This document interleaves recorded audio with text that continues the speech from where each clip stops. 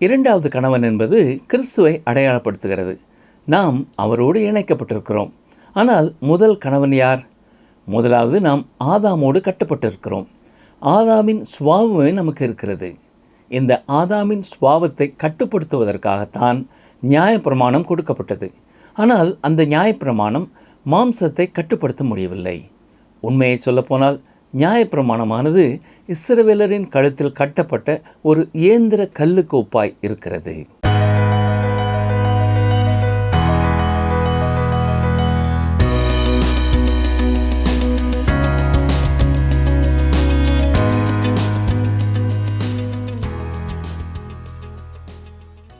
TWR வேத ஆராய்ச்சி நிகழ்ச்சிக்காக காத்திருக்கும் அன்பர்களை இயேசு கிறிஸ்துவின் ஈடு இணையற்ற நாமத்தினாலே வாழ்த்தி வரவேற்கிறோம். நாம் கடந்த பாடத்திலே ரோமர் 6 அதிகாரம் 19 வசனங்கள் வரை கற்றுக்கொண்டோம். அந்த பாடத்திலே நாம் நம்முடைய இரட்சிப்பிற்காக தேவனை விசுவாசித்தது போல நம்முடைய அனுதின வாழ்விற்காகவும் நாம் அவரை விசுவாசிக்க வேண்டும் என்றும், நாம் ஒவ்வொரு நாளும் தேவனுக்கு கீழ்ப்படியவும் தேவனுக்கு பணிவிடை செய்யவும் நம்மை ஒப்பு கொடுக்க வேண்டும், அதுவே நம்மை பரிசுத்தமுள்ளவர்களாக மாற்றுகிறது என்றும், கிறிஸ்தவ வாழ்க்கை என்பது எந்த சட்டதிட்டங்களையும் நாம் பின்பற்றுகிறதினால் நமக்கு கிடைக்கும் ஒன்று அல்ல என்றும், நாம் எதற்காக கீழ்ப்படுகிறோமோ அல்லது யாருக்கு கீழ்ப்படுகிறோமோ அதுவே நம்முடைய எஜமானாக இருக்கிறது என்றும் கற்றுக்கொண்டோம். இந்த நாளிலும் நாம் அதனை தொடர்ந்து 20 வசனம் முதல் 7 அதிகாரம் 4 வசனங்கள் வரை கற்றுக்கொள்ளலாம். இந்த பாடத்திலே கர்த்தருடைய பிள்ளைகளுக்கும் பிசாசின் பிள்ளைகளுக்கும் உள்ள வித்தியாசங்கள் என்ன, விசுவாசிகள் கர்த்தருக்கு அடிமைகளாக இருக்கும்போது கிடைக்கும் ஸ்லாக்கியங்கள் என்ன, நம்முடைய காலத்திலே மோசேயின் பிரமாணத்தை நாம் செயல்படுத்த முடியுமா என்பதை ஆழமாக கற்றுக்கொள்ள தொடர்ந்து எங்களுடன் இணைந்திருங்கள். பிரியமான வேதாராய்ச்சி நேயர்களே, தொடர்ந்து ரோமர் நிருபத்தை நீங்கள் கற்று வருவதற்காக கர்த்தரை துதிக்கிறோம். கடந்த நிகழ்ச்சியிலே ரோமர் 6 அதிகாரத்தை நாம் சிந்தித்துக் கொண்டிருந்தோம். எந்தெந்த காரணத்தினாலே எப்படிப்பட்ட ஒரு நீதிமானாக்கப்படும் நிலைமைக்கு நாம் வருகிறோம் என்பதை சிந்தித்தோம். கிருபை பெருகும்படி பாவம் செய்யலாமா? செய்யக்கூடாது. கிறிஸ்துவுக்குள்ளாக ஞானஸ்நானம் பெற்ற நாம் அனைவரும் அவருடைய மரணத்துக்குள்ளாகவும் ஞானஸ்நானம் பெற்றிருக்கிறோம். அதாவது அவரோடு கூட நாம் இணைக்கப்பட்டவர்களாய் நம்முடைய பாவ வாழ்க்கைக்கு நாம் மரித்திருக்கிறோம். அவரோடு இணைக்கப்பட்டவர்களாக உயிர்த்தெழுதலின் சாயலிலேயும் இணைக்கப்பட்டிருக்கிறோம். எனவே நம்முடைய பழைய மனுஷன் அவரோடு கூட சிலுவையிலே அறையப்பட்டான் என்பதை எப்பொழுதும் அறிந்தவர்களாய் இருக்க வேண்டும். அது மட்டுமல்ல, மரித்தோரிலிருந்து எழுந்த கிறிஸ்து இனி எப்படி மரிப்பதில்லையோ அதுபோல பாவத்திற்கு நம்மேலே எந்த அதிகாரமும் இப்பொழுது இல்லை என்பதையும் நாம் அறிந்து கொள்ள வேண்டும். அது மட்டுமல்ல, இப்பொழுது உயிரோடு இருக்கிற நாம் இயேசு கிறிஸ்துவுக்குள் தேவனுக்கென்று பிழைத்திருக்கிறவர்களாக நம்மை எண்ணிக்கொள்ள வேண்டும்.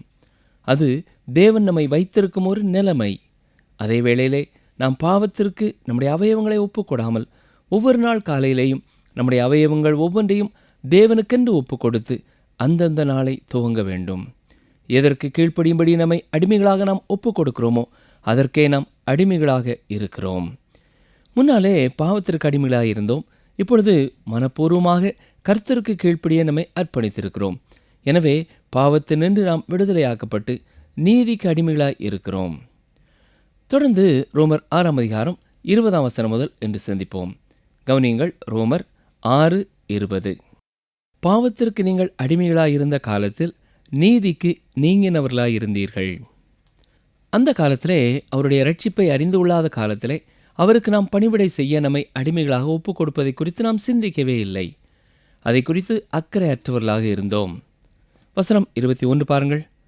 இப்பொழுது உங்களுக்கு வெட்கமாக தோன்றுகிற காரியங்களினாலே அக்காலத்தில் உங்களுக்கு என்ன பலன் கிடைத்தது? அவைகளின் முடிவு மரணமே. முன்னொரு காலத்தில் நாம் கிறிஸ்துவோடு இணைக்கப்படாதவர்களாய் இருந்தது மட்டுமல்ல, கனியற்றவர்களாய் இருந்தோம். உங்கள் விருப்பம் போல நீங்கள் வாழ்ந்தீர்கள். கிடைத்த ஒரே பலன் வெட்கம். உண்மையாகவே அது ஒரு சுயாதீனம் அல்ல, அது ஒரு அனுமதிதான். அப்படிப்பட்ட பழைய வாழ்க்கைக்கு திரும்பிச் செல்ல உங்களுக்கு விருப்பமா? இன்றைக்கும் எங்களுக்கு கடிதம் எழுதுகிற அநேகர் தங்களுடைய வாழ்க்கையிலே தாங்கள் வாழ்ந்த முற்காலத்தை குறித்து வெட்கப்பட்டு எழுதியிருக்கிறார்கள், வேதனைப்படுகிறார்கள். அருமையான சகோதரனை சகோதரியே, நீங்கள் பாவத்தில் விழும்பொழுது அது உங்களுடைய இருதயத்தை உடைக்கிறதா இருக்கிறதா? கர்த்தருடைய பிள்ளைகளுக்கும் பிசாசின் பிள்ளைகளுக்கும் உள்ள வித்தியாசம் என்ன தெரியுமா? பிசாசானவன் செய்ய விரும்புகிறதை ஒருவர் செய்யும் பொழுது அதை விருப்பத்தோடு செய்கிறவர்களாய் இருக்கிறார்கள். ஆனால் கர்த்தருடைய பிள்ளைக்கு பாவம் இருதயத்தை உடைக்கும் ஒரு காரியமாய் இருக்கிறது. ரோமர் 6:22 இப்பொழுது நீங்கள் பாவத்தினின்று விடுதலையாக்கப்பட்டு தேவனுக்கு அடிமைகளானதினால் பரிசுத்தமாகுதல் உங்களுக்கு கிடைக்கும் பலன், முடிவோ நித்திய ஜீவன். இப்பொழுது விசுவாசிகள் கர்த்தருக்கு அடிமைகளாக இருப்பதனாலே கிடைக்கும் சிலாக்கியங்களை குறித்து சொல்கிறார். மரணத்திற்கு நேராய் வழிநடத்தும் பாவத்திலிருந்து அவர்கள் விடுதலை பெற்றிருக்கிறார்கள். அவர்களை நித்தியத்திற்குள்ளே எடுத்துச் செல்லும் கனி கொடுக்கிறவர்களாய் இருக்கிறார்கள். மரணத்திற்கு எதிராக நமக்கு நித்திய ஜீவன் இருக்கிறது. 1819 வாலிபர்களாய் இருந்த பல சகோதரர்கள் ஹவாய் தீவிலே சுவிசேஷத்தை சொல்ல புறப்பட்டு சென்றார்கள். அங்கே அவர்கள் கர்த்தருக்காக பணிவிடை செய்யும் பொழுது மனமகிழ்ச்சியோடு மரணத்தையும் சந்தித்தார்கள்.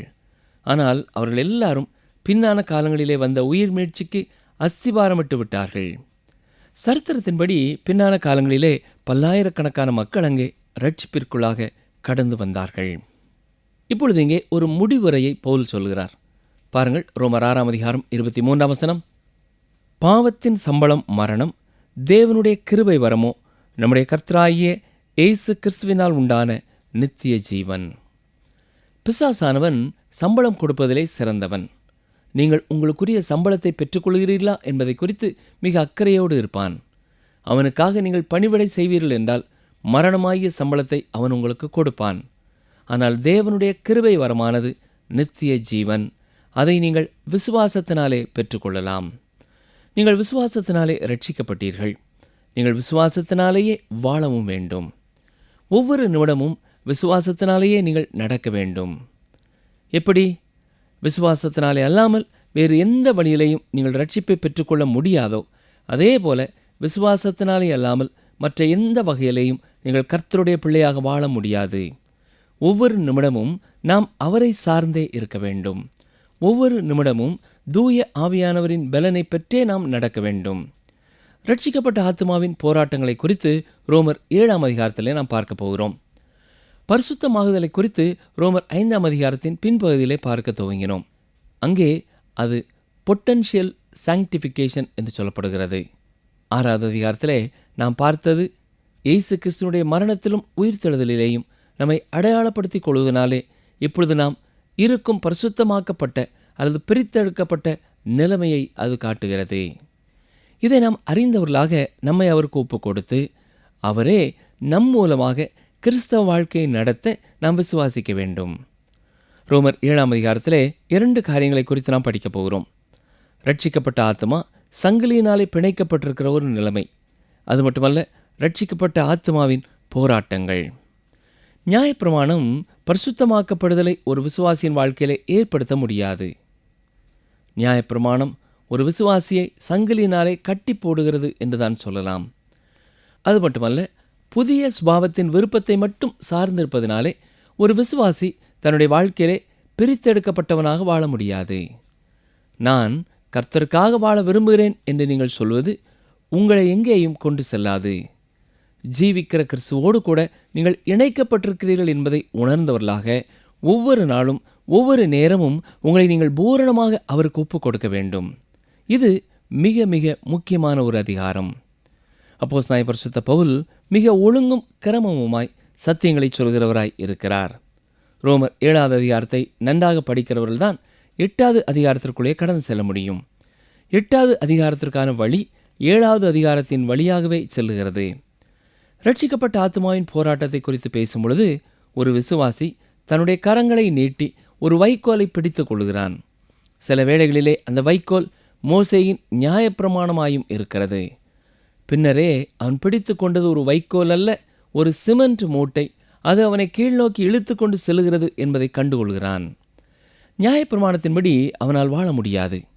இந்த காரணத்தினாலே எண்ணற்ற விசுவாசிகள் தோல்வியான ஒரு வாழ்க்கையையே சாதாரணமான ஒரு கிறிஸ்தவ வாழ்க்கை என்று எடுத்துக்கொள்கிறார்கள். அநேக பரிசுத்தவான்கள் ஒரு கேடான வாழ்க்கை நிலையிலே திருப்தியாகி விடுகிறார்கள். இல்லை பிரியமானவர்களே, அப்படிப்பட்ட பாதையிலே செல்ல ஆண்டவர் நம்மை விரும்பவில்லை.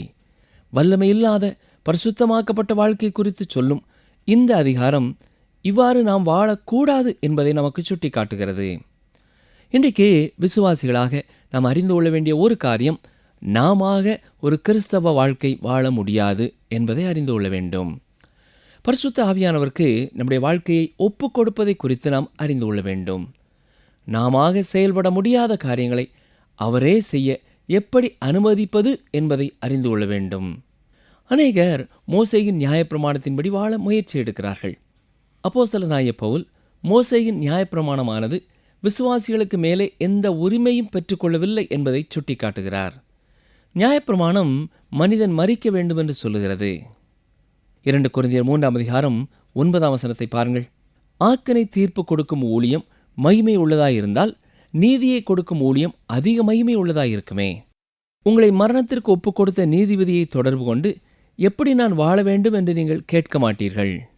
சரி, மீட்கப்பட்ட ஒரு ஆத்மா எப்படி சங்கிலினாலே பிணைக்கப்பட்டதா இருக்கிறது என்பதை பார்ப்போம். வாசிக்கிறேன். ரோமர் 7:1. நியாயப்பிரமாணத்தை அறிந்திருக்கிறவர்களுடனே பேசுகிறேன். சகோதரரே, ஒரு மனுஷன் உயிரோடு இருக்கும் அளவும் நியாயப்பிரமாணம் அவனை ஆளுகிறதென்று அறியாமல் இருக்கிறீர்களா? அப்போஸ்தலனாகிய பவுலுடைய கடிதத்திலே திரும்ப திரும்ப அறியாதிருக்கிறீர்களா, அறியாமல் இருக்கிறீர்களா என்று கேட்டுக்கொண்டே இருக்கிறார். இவ்வாறு அவர் கூறுவதன் பொருள் என்ன?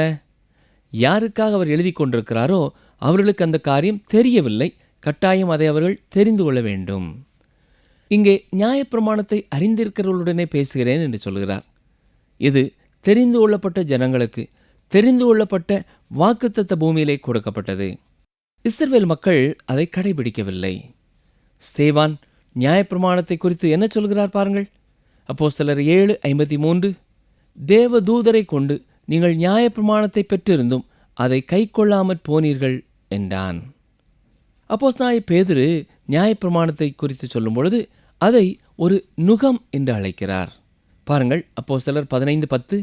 இப்படி இருக்க நம்முடைய பிதாக்களாலும் நம்மாலும் சுமக்கக்கூடாதிருந்த நுகத்தடியை சீஷர் கழுத்தின் மேல் சுமத்துவதினால் நீங்கள் தேவனை சோதிப்பானேன். இங்கே அப்போஸ்தலனாகிய பவுல் மிக உன்னதமான ஒரு உதாரணத்தை சொல்கிறார். ஆனால் பலர் இந்த வார்த்தைகளிலிருந்து திருமண வாழ்க்கைக்கும் விவாகரத்துக்கும் சட்டங்களை எடுத்துக்கொள்ள நினைக்கிறார்கள். இங்கே திருமணத்தை குறித்தோ விவாகரத்தை குறித்தோ அவர் பேசவில்லை. அவர் சொல்வதெல்லாம், ஒரு மனைவியானவள் உயிரோடு இருக்கிற கணவனோடு கட்டப்பட்டிருக்கிறாள். மரணமானது அந்த கட்டை அகற்றுகிறது, அவளை மனைவி என்ற ஸ்தானத்திலிருந்து விடுவிக்கிறது என்பதைத்தான் சொல்கிறார். ரோமர் 7:2. அது எப்படி என்றால், புருஷனை உடைய ஸ்திரீ தன் புருஷன் உயிரோடு இருக்கும் அளவும் நியாயப்பிரமாணத்தின்படியே அவனுடைய நிபந்தனைக்கு உட்பட்டிருக்கிறாள். புருஷன் மரித்த பின்பு புருஷனை பற்றிய பிரமாணத்தினின்று விடுதலையாயிருக்கிறாள். புருஷன் உயிரோடு இருக்கும் மட்டும் அந்த மனைவி அவனோடு கட்டப்பட்டவளாய் இருக்கிறாள். புருஷன் மரித்த பிறகு மனைவி என்ற கட்டிலிருந்து அவள் விடுவிக்கப்படுகிறாள். வேறு வார்த்தைகளிலே சொல்ல வேண்டுமென்றால், அவன் மரித்த பிறகு தொடர்ந்து அவள் அவனோடு திருமணம் செய்தவளாக இல்லை. ரோமர் 7:3. ஆகையால் புருஷன் உயிரோடு இருக்கையில் அவள் வேறொரு புருஷனை விவாகம் பண்ணினால் விபசாரி எனப்படுவாள். புருஷன் மரித்த பின்பு அவள் அந்த பிரமாணத்தினின்று விடுதலையானபடியால் வேறொரு புருஷனை விவாகம் பண்ணினாலும் விபசாரி அல்ல. இந்த வசனத்தின்படி விவாகரத்தோ மறுமணமோ எந்த சூழ்நிலையிலையும் அனுமதிக்கப்படவில்லை என்று சிலர் கூறுவார்கள். நாம் பின்னணியத்தை பூரணமாக அறிந்து கொள்ள வேண்டும். குடும்ப வாழ்க்கையிலே ஒருவருக்கொருவர் உண்மை இல்லாதவர்களாக இருந்தால் மோசேயின் பிரமாணத்தின்படி என்ன நடக்கும் தெரியுமா? ஒரு உண்மையற்ற மனிதனோடு ஒரு பெண் திருமணம் செய்யப்பட்டிருக்கிறாள். அப்படி என்றால் என்ன நடக்கும்? அவன் கல்லெறிந்து கொல்லப்படுவான். இப்படி அவன் கல்லெறிந்து கொல்லப்பட்ட பிறகு அந்த மனைவி வேறு யாரையும் திருமணம் செய்ய விடுதலை பெறுகிறாள். நம்முடைய காலத்திலே மோசேயின் பிரமாணத்தை நாம் செயல்படுத்த முடியாது. உண்மையற்றவர்களாய் இருக்கிறவர்களை இவ்வாறு நாம் கல்லெறிந்து கொள்ள முடியாது. இங்கே அப்போஸ்தலனாகிய பவுல் விவாகரத்தை குறித்தும் மறுமணத்தை குறித்தும் போதிக்கவில்லை. இதை குறித்து வேறு ஒரு இடத்திலே அவர் பேசுகிறார். இந்த இடத்திலே அவர் சொல்கிற காரியம், ஒரு பெண்ணுடைய கணவன் மரிக்கும் பொழுது அவள் அவனுடைய மனைவியாக இல்லை, மீண்டுமாக ஒரு தனி பெண்ணாகிறாள். நாகரிகமுள்ள கலாச்சாரத்திலே வாழுகிற மக்கள் உலகமெங்கும் இந்த அடிப்படையை கொண்டவர்களாக இருக்கிறார்கள். நாகரிகமற்ற மக்கள் கணவன் மரிக்கும் பொழுதே அவளையும் அவனோடு கூட கொலை செய்கிறார்கள். ஆனால் நாகரிகத்திலே வளர்ந்தவர்கள் அவ்வாறு செய்கிறதில்லை. அப்போஸ்தலனாகிய பவுல் இந்த கணவன் மனைவி தொடர்பான பிரமாணத்தை சற்று விளக்கி காட்டுகிறார். ஒரு கணவன் உயிரோடு இருக்கும் பொழுது அவளுடைய நிலை என்ன, ஒரு கணவன் மரித்த பொழுது அந்த பெண்ணினுடைய நிலை என்ன என்பதை மேலும் விவரிக்கிறார். பாருங்கள், ரோமர் 7ஆம் அதிகாரம் 4ஆம் வசனம். அப்படி போல என் சகோதரரே, நீங்கள் மரித்தோரிலிருந்து எழுந்த கிறிஸ்து என்னும் வேறொருவருடையவர்களாகி தேவனுக்கென்று கனி கொடுக்கும்படி கிறிஸ்துவின் சரீரத்தினாலே நியாயப்பிரமாணத்துக்கு மரித்தவர்களானீர்கள். இந்த மனைவியானவள் கிறிஸ்துவிலே இருக்கிற ஒரு விசுவாசியை அடையாளப்படுத்துகிறது. இரண்டாவது கணவன் என்பது கிறிஸ்துவை அடையாளப்படுத்துகிறது. நாம் அவரோடு இணைக்கப்பட்டிருக்கிறோம். ஆனால் முதல் கணவன் யார்? முதலாவது நாம் ஆதாமோடு கட்டப்பட்டிருக்கிறோம். ஆதாமின் சுபாவமே நமக்கு இருக்கிறது. இந்த ஆதாமின் சுபாவத்தை கட்டுப்படுத்துவதற்காகத்தான் நியாயப்பிரமாணம் கொடுக்கப்பட்டது. ஆனால் அந்த நியாயப்பிரமாணம் மாம்சத்தை கட்டுப்படுத்த முடியவில்லை. உண்மையை சொல்லப்போனால் நியாயப்பிரமாணமானது இஸ்ரவேலரின் கழுத்திலே கட்டப்பட்ட ஒரு ஏந்திர கல்லுக்கோப்பாயிருக்கிறது. ஏந்திர கல் என்று சொல்லும் பொழுது மாவு அரைக்க பயன்படுத்தப்படும் ஒரு ஆட்டுக்கல்லை நீங்கள் மனதிலே வைத்துக் கொள்ளுங்கள், அல்லது ஒரு கிரைண்டரை நீங்கள் சிந்தித்துக் கொள்ளுங்கள். அது ஒருபொழுதும் அவனை தூக்கியதில்லை. 1500 ஆண்டுகளாக அது அவனை அடிமைத்தனத்திலே தான் வைத்திருந்தது. நியாயப்பிரமாணம் எதிர்பார்த்ததை செய்ய வேண்டும், ஆனால் மனிதனால் அதை செய்ய முடியவில்லை. எனவே அது அவனை குற்றவாளி குற்றவாளி என்றே சொல்லிக் கொண்டிருந்தது. யூதன் அல்லாத ஒரு மனிதன் நியாயப்பிரமாணத்தை கைக்கொள்ள முற்பட்டாலும் அதை நம்பி அவன் ஒரு விசுவாசியாக வரும்பொழுது நியாயப்பிரமாணம் அவனுக்கும் உதவி செய்ய முடியவில்லை. பவுல் என்ன சொல்கிறார்? கிறிஸ்து தன்னுடைய சரீரத்திலே மரித்தார். நாம் அவரோடு அடையாளப்படுத்தப்பட்டு அவருடைய மரணத்திலேயும் அடையாளப்படுத்தப்படுகிறோம். இப்பொழுது நாம் நியாயப்பிரமாணத்தை பொறுத்தமட்டிலேயும் மரித்தவர்களாய் இருக்கிறோம். நியாயப்பிரமாணமும் நமக்கு மரித்ததாயிருக்கிறது. முதல் கணவன் ஆதாம். நாம் இப்பொழுது அவனோடு கூட இணைக்கப்பட்டவர்களாக இல்லை. இப்பொழுது நாம் ஜீவிக்கிற கிறிஸ்துவோடு கூட இணைக்கப்பட்டவர்களாக இருக்கிறோம். நாம் அவரோடு கூட மரித்து அவரோடு உயிரோடு எழுப்பப்பட்டிருக்கிறோம். அவர் நம்முடைய இரண்டாவது கணவர். அவரே கனி கொடுக்கும் ஒரு வாழ்க்கை வாழ நம்மை தகுதிப்படுத்துகிறார். சரீரத்தின்படி இப்பொழுது நாம் கிறிஸ்துவை அறியவில்லை. உயிர்த்தெழுந்த கிறிஸ்துவோடு இணைக்கப்பட்டவர்களாயிருக்கிறோம். கிறிஸ்துவில் உள்ள புதிய மனிதனுக்கு நியாயப்பிரமாணம் கொடுக்கப்படவில்லை. பழையவைகள் ஒளிந்து போயின, எல்லாம் புதிதாயின. 2 கொரிந்தியர் 5ஆம் அதிகாரம் 17ஆம் வசனத்தில் வாசிக்கிறோம் அல்லவா? ஒருவன் கிறிஸ்துவுக்குள் இருந்தால் புது சிருஷ்டியாயிருக்கிறான், பழையவைகள் ஒளிந்து போயின, எல்லாம் புதிதாயின. ஒரு விசுவாசி நியாயப்பிரமாணத்திற்கு கீழே இல்லை, அவன் கிருபைக்கு கீழே இருக்கிறான். அருமையான விசுவாசியே, இதை நீங்கள் பூரணமாக விசுவாசியுங்கள். நீங்கள் இப்பொழுது கிருபைக்கு கீழே இருக்கிறீர்கள். உயிர்த்தெழுந்த இயேசு கிறிஸ்துவோடு கூட இணைக்கப்பட்டவர்களாக இருக்கிறீர்கள். இதைத்தான் வேதம் சொல்கிறது. இதை நீங்கள் நன்றாக புரிந்து கொள்ளும்படியாக ஒரு உதாரணம் ஒன்றை சொல்கிறேன், நன்றாக கவனியுங்கள். ஏற்கனவே ஒருவேளை இந்த உதாரணத்தை நான் சொல்ல நீங்கள் கேட்டிருக்கலாம். முன்னொரு காலத்திலே ஒரு பெரிய விவசாயி இருந்தார். மிக நல்ல, மிக அழகான ஒரு மனிதர். ஒரு அழகான பெண்ணை அவர் திருமணம் செய்தார். ஒரு அழகான வீட்டிலே மிக மகிழ்ச்சியோடு கூட வாழ்ந்து கொண்டிருந்தார்கள். திடீரென்று சொல்லி அந்த மனிதர் சுகவீனமாகி மரித்து போய்விட்டார். இது அவளுக்கு ஒரு பெரிய அதிர்ச்சியாயிருந்தது. அவள் அவரை மிக அதிகமாக நேசித்தாள். எனவே மிக வினோதமான ஒரு காரியத்தை செய்தாள். மரித்து போன கணவனின் சரீரத்தை நன்றாக பக்குவப்படுத்தி ஒரு கண்ணாடி கூண்டிற்குள்ளே ஒரு நாற்காலியிலே உட்கார்ந்திருப்பதை போன்று செய்தாள். அழகான தன்னுடைய வீட்டின் வரவேற்பு அறையிலே அதை வைத்திருந்தாள். நீங்கள் அந்த வீட்டின் கதவை திறந்து உள்ளே பார்த்தால் நேராக அந்த மனிதனைத்தான் பார்க்க முடியும். ஆனால் அது அவளுக்கு பெரிய ஒரு திருப்தியை கொடுக்காது என்பதை அறிந்த அவளுடைய நண்பர்கள் தூரமாக சற்று பிரயாணம் செய்துவிட்டு வரும்படியாக அவளுக்கு ஆலோசனை சொன்னார்கள். எனவே அவள் புறப்பட்டு தூரமான தேசத்திலே போய் தன்னுடைய நாட்களை கழிக்கலானாள். அப்படிப்பட்ட காலத்திலே மற்றுமொரு அருமையான மனிதனை பார்த்தாள். அவனோடு பழகினாள், அவனை நேசித்தாள், அவனை திருமணம் செய்து கொண்டாள். எனவே அவர்கள் தங்கள் தேனிலவிற்காக இவளுடைய பழைய வீட்டிற்கு தேடி வந்தார்கள். மிக உற்சாகமாக இந்த புதிய கணவன் தன்னுடைய மனைவியை தூக்கி கொண்டு புதிய வீட்டிற்குள்ளே நுழைந்தான். அங்கே பார்த்தால் கண்ணாடி கூண்டிற்குள்ளே ஒரு மனிதன் உட்கார்ந்திருப்பதை பார்க்கிறான். யார் இது? அவள் உண்மையாகவே தனது பழைய கணவனை குறித்து மறந்தே போனாள். எனவே தனது புதிய கணவனிடத்திலே இவர் என்னுடைய பழைய கணவர் என்று கூறினாள். 2 பேருமாக சேர்ந்து அவரை அடக்கம் செய்ய வேண்டிய வேளை வந்துவிட்டது. அதுவே செய்யத்தக்க சரியான காரியம் என்று சொல்லி 2 பேருமாக அவனை அடக்கம் செய்தார்கள். இப்பொழுது அவள் புதிய ஒரு மனிதனை திருமணம் செய்திருக்கிறாள். பழைய மனிதன் மரித்து போய்விட்டான். ஒருவேளை இந்த கதை வேடிக்கையான ஒரு கதையைப் போல தெரியலாம்.